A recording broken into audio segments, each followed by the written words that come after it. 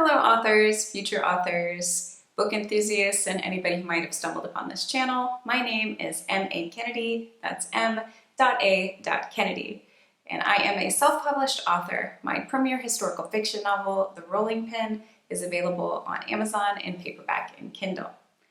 And today I'm going to do something known as a newbie tag for AuthorTube.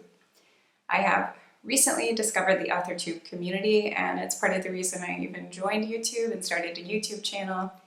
And so what the newbie tag is 13 questions to get to know you better as an author. So I will be answering those questions today. If you are new here, please hit the subscribe button and the bell icon to get notified whenever I post. And if you like this video, please give me a thumbs up. Every little bit helps when you're just starting out. So without further ado, let's get into the questions. And this is actually my second time answering these because my microphone died, so hopefully this sound quality will be okay. We'll see, because it's the sound from my camera. Question number 1. How did you find out about AuthorTube? I found out about AuthorTube from one of my favorite AuthorTubers, Meg Latour, and I will link her channel down below. She is amazing, a fountain of knowledge for would-be authors, writers, and anybody in the community. What genres do you write in? Well, I am self-published in historical fiction, but I also am currently working on a fantasy novel that's based on Gaelic and Celtic folklore, and I plan to write a spooky thriller in the future.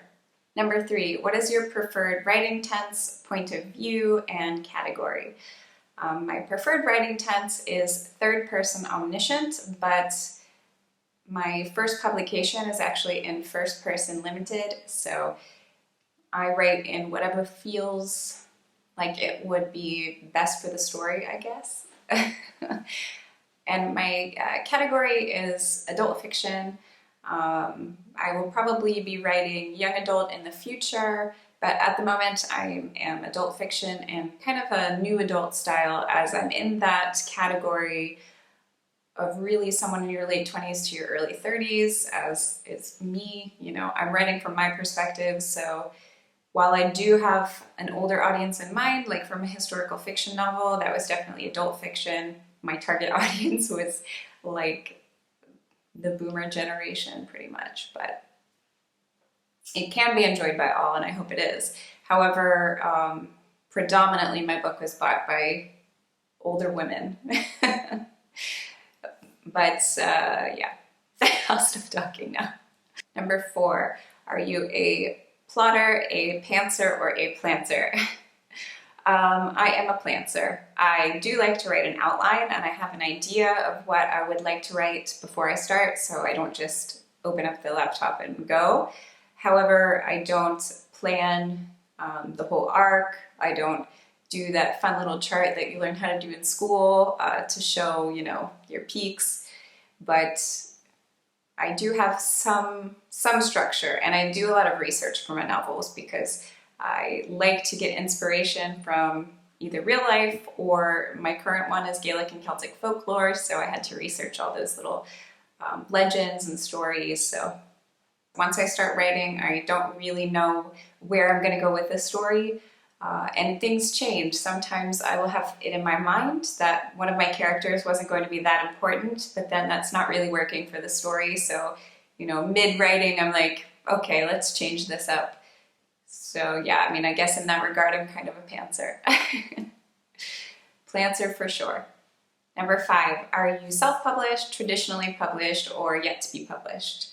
As I mentioned earlier, I am self-published. I would like to be traditionally published in the future. Currently, I am enjoying the liberties you can take with self-publishing, your total creative control, and I plan to continue self-publishing until my 4th novel. I already have in my mind what I would like to have traditionally published.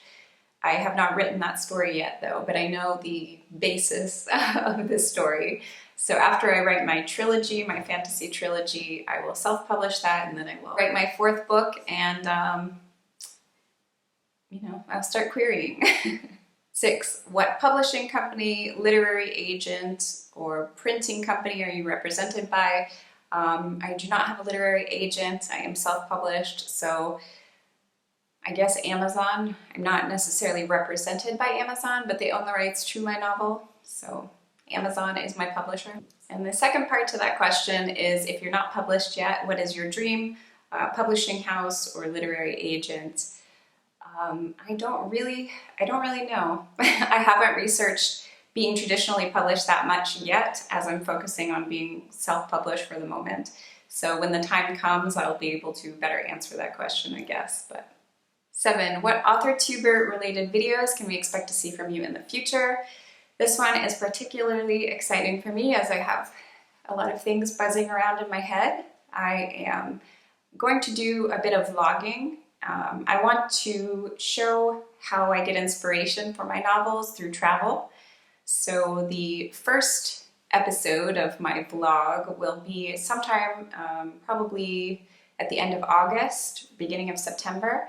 My husband and I are going to a medieval city, and I am going to be vlogging the landscape, why these landscapes inspire me, and how I'm going to use them in my novel. And then hopefully next year of 2021 is good to us. I will be doing a lot of traveling and similar videos like that. I also am going to do a historical series where I show you what has inspired me throughout history and give you like a little bit of background into these events or folklore or mythology, things like that. And also I will continue giving you content that will help you progress in your journey to either become self-published or traditionally published.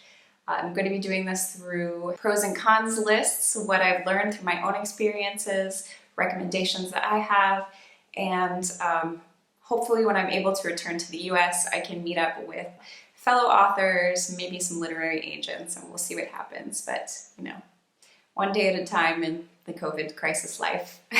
8, when did you start writing? As early as 2nd grade. I'm sure it wasn't very good, but that was the year I started writing. And that leads us into the next question. Number 9, what was the first story you ever wrote? And that was in 2nd grade. I wrote the story of a griffin. Those mythological beasts. I guess I had just learned about it, and I did a cute little doodle of a griffin in the top right-hand corner of my story. It was just 1 page, and I was so proud of it. I actually felt like I had written an entire book in that 1 page. It's won some kind of recognition in the school, and it got to be hung up in the hallway, and I was the proudest little 2nd grader ever. So unfortunately, I do not live by my parents. I live in France and they're in the US, so I don't at the moment have access to that story, but maybe if I can find it in one of the closets, I will do a literary reading of my first story ever. 10, what authors have inspired you the most? Actually, a lot of poets. One of my favorite poets of all time is Charles Bukowski. I have severe anxiety and mild depression disorder, and he really speaks to me. It fulfills me to read his writing. I like a lot of the authors from that beatnik era. I love Jack Kerouac. Well, I just said I like a lot, but now I can only think of 2, of Charles Bukowski and Jack Kerouac. I also love John Muir. I love anybody who is very in touch with nature or very in touch with these kinds of emotions that people don't like to talk about. So Bukowski touches on emotion, Kerouac touches on feeling and nature. John Muir is so serene. When you read him, you just feel like sitting in the foothills of the Sierra. I also am morbidly obsessed with Edgar Allan Poe.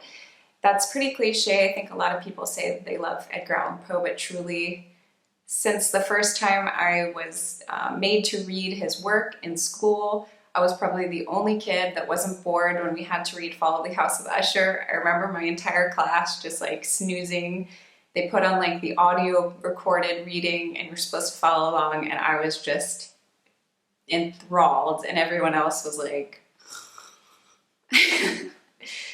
My brother actually bought a huge poetry book of Edgar Allan Poe, and I stole it, and he called me out on it, but I never returned it. Sorry, Also some classic authors, Tolkien of course, although unfortunately I will never be able to write like Tolkien. I don't want to because he's just, he's special. It was what it was. I really like Neil Gaiman, especially his retelling of Norse mythology. I just find it really delightful. I like some Stephen King, not all, some, because he can be very, very wordy, but I do respect that because I am an underwriter, so I achieve to be an overwriter so that I can scale back a bit. It's, for me, in my opinion, easier to cut things than it is to add things without disturbing the flow. Maybe I'm wrong, but that's just how I feel about that. Number 11. Do you schedule your writing sessions or do you simply write whenever you have the time? I somewhat schedule. I mean, I write every day as I consider writing my full-time job. I'm very fortunate in that I'm able to do this full-time. So I usually write either in the morning or the afternoon. I don't write all day. I write as long as I feel inspired. Sometimes it ends up being all day, but that's pretty rare. So I usually write about 5 hours in the day max, sometimes less if I really just don't have a lot of energy, but I do set a time every day to write. And where do you write was, I think, the second part of that question. I write here in this office. I have my cute little bookcase to the left of me, but you can't see it because it's actually very short. I don't have a lot of books with me in France. All of them are in the US at my parents' house. So I kind of just have the classics here. And occasionally I will go back to them and read them if I need inspiration. Number 12, do you write on a computer, a typewriter, or write by hand, or a mixture of both, and where do you write? I actually said where you write in the previous question, so yeah, I write here. I type on a computer. I wish I had a typewriter. That just sounds so romantic to me, like having a bunch of candles, your little typewriter in the dark, and you can hear the keys going chick, chick, chick, chick, chick. It's not very practical though, because if you mess up, then you either have to white out or start all over again. So no, I don't use a typewriter, as marvelous as they sound when you hear people clanging on the keyboard. Number 13, what are you most looking forward to now that you're a part of AuthorTube? Just sharing my journey with you and hopefully helping some people by giving some advice through my own experiences and through research, of course. I'm going to tell you something that I didn't fully research beforehand or look up or experience myself. Also sharing how I get my inspiration. I'm very excited about my vlog series and my history series that are up and coming in the future. I've just joined the AuthorTube Facebook group, so I will link that down below, and I'm excited to just be part of the community. Well, those are all the questions. I hope this has given you some insight into me as an author.